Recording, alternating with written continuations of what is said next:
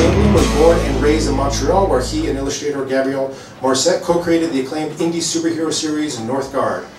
Later, the team created the parody series Anglo-Man, which appeared in 2 best-selling books from Signature Editions, and later as a weekly comic strip in the Montreal Gazette. In science fiction, Mark has published short fiction in On Spec, Island Dreams, Montreal Writers of the Fantastic, and other markets, and he co-edited the Aurora Award-winning anthology Aero Dreams, an anthology of alternate Canada with John Dupuis. More recently, Mark co-edited Superhero Universe, Tesseract 19, with Claude Lalumiere, which was published in April 2016 by Edge Publishing, and it's available in the back, so please go check that out. Ladies and gentlemen, Mark Shainblum.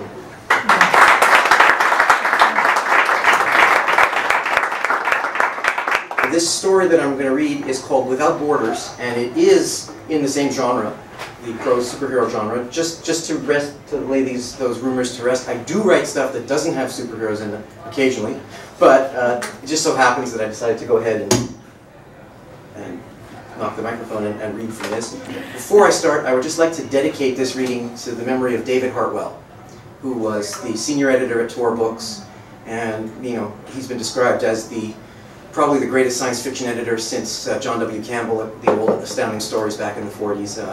I never worked with David, although I really wanted to, and I had talked about it on and off. I'd met him over the years. I'd done a little legwork for the Northern Stars anthology back in the day that Glenn Grant co-edited with David. And for those of you who may not know, David died in a terrible domestic accident early in January. He fell down a flight of stairs. And the whole field really was, it's a great loss for the whole field. There was a memorial panel for him in Toronto at Astro this past weekend where I was attending, and it was full even though it was at 10 o'clock in the morning, and it was really moving, and I kept seeing him out of the corner of my eye through the whole convention. We all really missed him. So this is for you. This is for you, Dave. Without Borders. By the way, this is an unfinished novella in progress, so there may be a few rough spots. I hope you forgive me.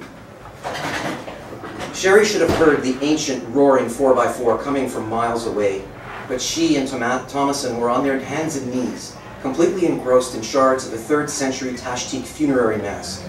Bill and Gui, the underground interns, were well aware of the vehicle's approach, but with the PhD candidates and postdocs gone, they were too terrified to scale Olympus and interrupt the senior researchers at their work. The old Russian UAZ 469 skidded to a stop at the edge of the dig in a shower of dirt and pebbles. Sherry and Thomason leapt to their feet awkwardly, all knees and elbows, like guilty lovers interrupted by a jealous husband. A dizzying head rush washed over Sherry, and she stumbled unsteadily into the box separating squares 12A and 12B. By then, 2 Interior Ministry troopers had already jumped from the vehicle, brandishing AK-47s and shouting at incomprehensibly fast Aztari. Sherry looked at Thomason, but he had gone pale and shook his head. They had decided that he should take point in all dealings with the locals, but that was before the circumstances had changed. Better if she did it. 1,000 pardons, I don't speak Aztari, Sherry stammered in her halting Russian, holding out her hands in a placating gesture. Do you speak Russian? The first trooper spat, but his companion nodded.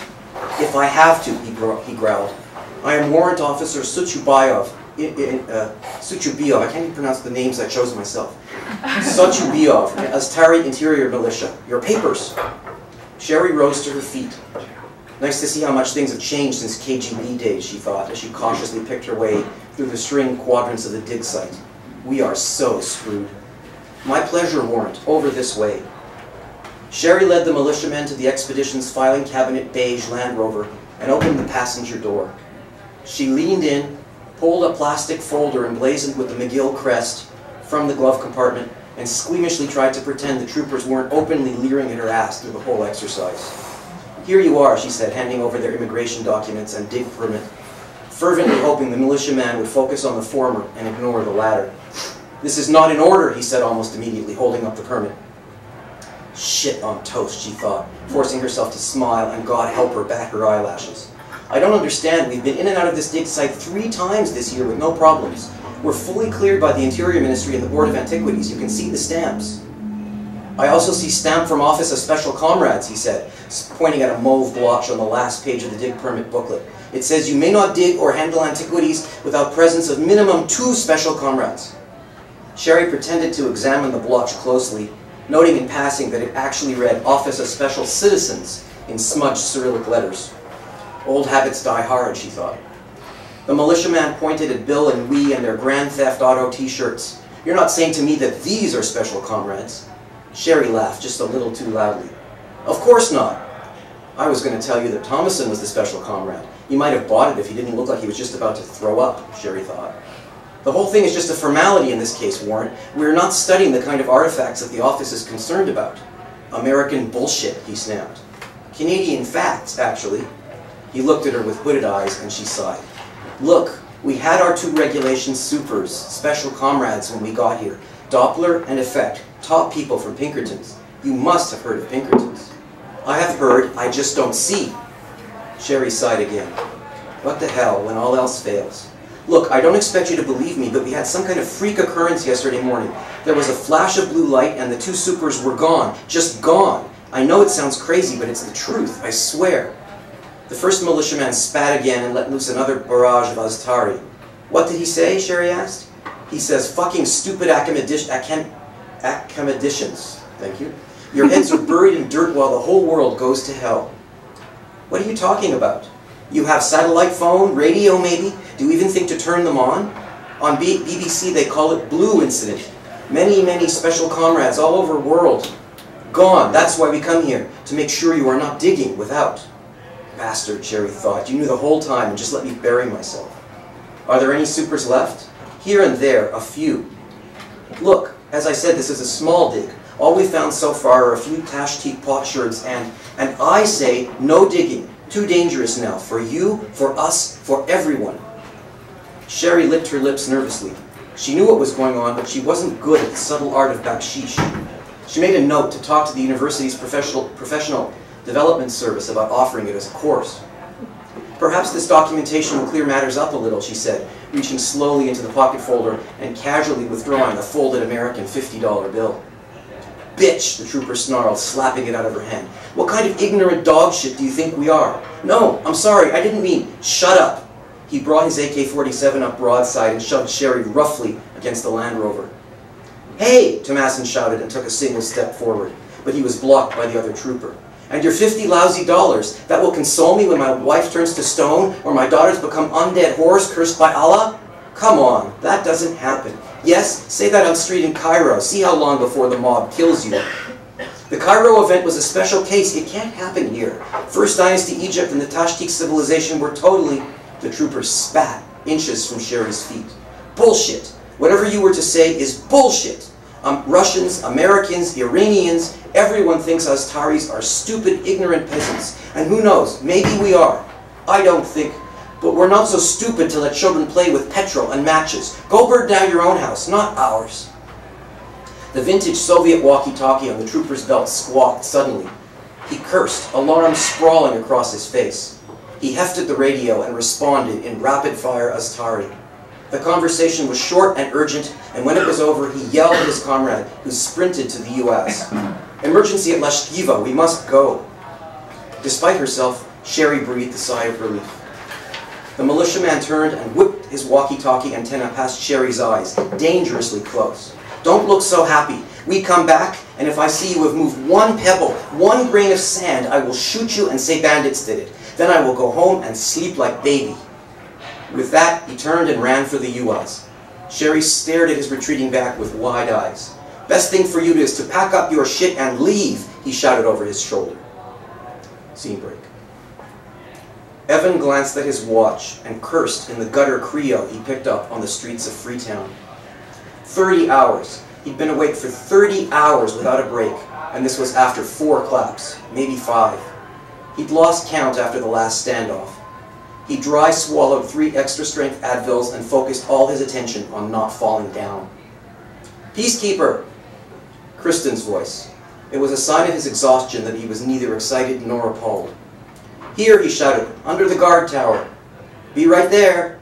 Distantly, Evan knew that shouting in the darkness was suicidally bad security protocol, but it was small beer compared to the day he'd already had. A dim blue blackout light flickered in the distance. Evan reached over his head and switched on his own blackout LED, affixed to one leg of the guard tower. He looked down at himself and grunted in disbelief. His sky blue jumpsuit was filthy and ripped, the bloodstains glowing a near black indigo under the LED.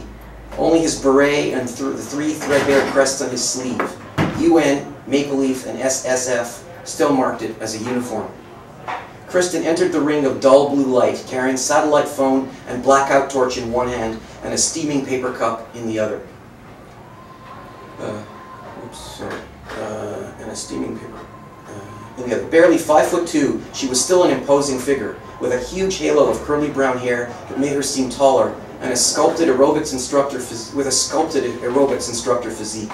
As usual, she also dressed the part, in black Lululemon yoga crops and a hoodie, unzipped, over a wide-neck tank top so tight it could have been a size too small. Coffee? God bless you, he said, accepting the proffered cup and downing most of it in a single gulp. We're out of sugar and creamer, sorry. Taste is really not the issue right now. I'd eat the grounds with a spoon if I had to. Kirsten held out the phone. Peacekeeper, I've asked you 100 times to call me Evan. Fucking codename is like something out of Orwell. I know you're tired, Evan, but please don't yell at me. I'm only trying to help, okay, Evan? Sorry, you're right. Evan sighed. He did a lot of apologizing around this woman for some reason. It's okay. Kristen held out the sat phone. I finally got through to Marseille. Evan nodded and took the phone. Hello, he said, switching to French. Who am I speaking to? This is Elise Goldenberg at the SSF main office. Her voice was thin and distorted by static, but he could tell that she was very young and very tired. Who are you? Evan Sanderson at the Gravac refugee camp in Lashkiva. What's your code name? Evan's eyebrows rose. Since when do you need our code names? That's how Geneviève has always done it, Elise replied icily. News to me, she never called me anything but Monsieur Sanderson. Some of our people will only work anonymously, so we've got to file everyone under the same system. That's how the database is set up. Evan rolled his eyes. As far as he was concerned, the secret identity freaks were all undiagnosed, paranoid schizophrenics. Peacekeeper, he said in English, and spelled it. Hold on a sec, she muttered, and Evan heard the sound of long fingernails clicking rapidly on a keyboard. What would that be in French? You're kidding. You force us to use stupid code names and then you translate them? I don't make the rules, she said in a monotone. I don't know. Try Soldat de la Paix. Nothing. Evan sighed again. Maybe Casque Bleu? There were more keyboard clicks. That's it, but I have you in Sierra Leone. That was like 4 years ago. I'm in Lashkiva. Lashkiva is the country? It's a UN safe zone, an ethnic Jakzizi enclave inside Taristan, but claimed by Jakzizistan. Central Asia, former Soviet Union. Elise kept talking as if he hadn't said a word. I can't find your operation in the database. Are you the relief operations manager? No, that's Tanya Zweig, and Hako and Bjornarbo is the Aaron. They both disappeared with the blue flashes along with 20-something other supers. I'm the only one left. Zweig, Bjornarbo, more clickety-clacky. Code names? I don't know Hakon's. In English, Tanya was called Force Field, I think. What's that in French? How the hell should I know? Evan shouted. Open a fucking dictionary. There was dead silence. 5 seconds. 10. He glanced at the phone's LCD display to make sure the connection hadn't been cut. Hello? With a start, Evan realized he was hearing sobs. Elise? I don't know what to do, she wailed. Gaetan and Marie-André are gone and everyone is yelling at me. 10 minutes ago, the Secretary General of the United fucking Nations was shrieking at me like a crazy man. Who am I to get yelled at by someone like that? I'm a nobody. Shh, Evan, said Evan, rolling his eyes at Kirsten. Shh, I'm sorry I yelled, Elise. It's okay. It's not okay, she cried. Even Geneviève is gone and I can't make heads or tails of her crazy fucking filing system. I didn't even know she was a super with her cane and her orthopedic shoes. She looked like somebody's grandma. Even superhumans get old, Evan said softly. And get this, all the IT guys are gone too, so there's no one to help me with the database. Tell me why we need an IT department made up entirely of superhumans. Tell me. Evan shook his head in disbelief. Gaetan and Marie-André were wonderful human beings, but they were the worst administrators he'd ever met. It was like they were still trying to run Surhumains Sans Frontières like a university club supported by bake sales, not the multi-billion-dollar NGO it had become. I can't. Sorry. Right now, I'm all alone in a refugee camp with 140,000 civilians and a 4-way civil war ready to blow up at any second. I need to know when I can expect some help here. Omnia just asked me the same question, Elise sobbed again. She fell on her hands and knees and begged me for help. You know where she is? No. Rwanda. Oh God, Evan moaned. The seventh man has been stuck there for like 20 years, but suddenly he's gone, and the Hutu death squads are on the march like it's 1994 all over again. So no, I have no help for Omnia, no help for you, no help for Mamlambo in Timor-Leste or Argosy in Misona. I am completely useless. Evan spoke slowly and tried to keep the anger out of his voice. I'm very sympathetic to your situation, Elise, but I really need you to pull yourself together. Right now, you're the only link any of us have to SSF, as inadequate as your resources may be. I know, Elise hiccuped. I'm trying. Maybe another NGO can help you out. Call in Médecins Sans Frontières or one of the other Without Borders groups. That's brilliant, Elise was shouting. Everyone else was too busy cursing me to offer any concrete solutions. But that's just brilliant. Why didn't I think of that? If they can help you out, try to get a census going. Find out how many SSF superhumans are still out there. I can call for volunteer supers from the general public, Elise offered. Okay. Good, Evan said in what he hoped was an encouraging tone, but that probably won't help in the short term. You just can't dump untrained civilians into a war zone, superhuman or not. You'll need to shut down some operations and concentrate your existing resources where they can do the most good. Elise exhaled a long, sobbing breath. This is going to be bad. It's already bad, said Evan. Look, I've got to go now, but check back with me in about 4 hours, okay? Yeah, right, Elise replied. Thank you. Evan disconnected and handed the phone back to Kristen. Bad, she asked. You heard. She's overwhelmed, we're overwhelmed, and the situation may never get better. Sure it will, I have faith. Evan sighed. That's because you're not the only superhuman standing for 2,000 miles in any direction. I can't keep this up, and I don't want to think about what will happen when I go down. People can take care of themselves, and I firmly believe that. Evan blinked. That's an odd thing to say in a place full of militias and factions ready to murder one another the instant I fall asleep. Okay, I'll end it there then. Thank you all very much.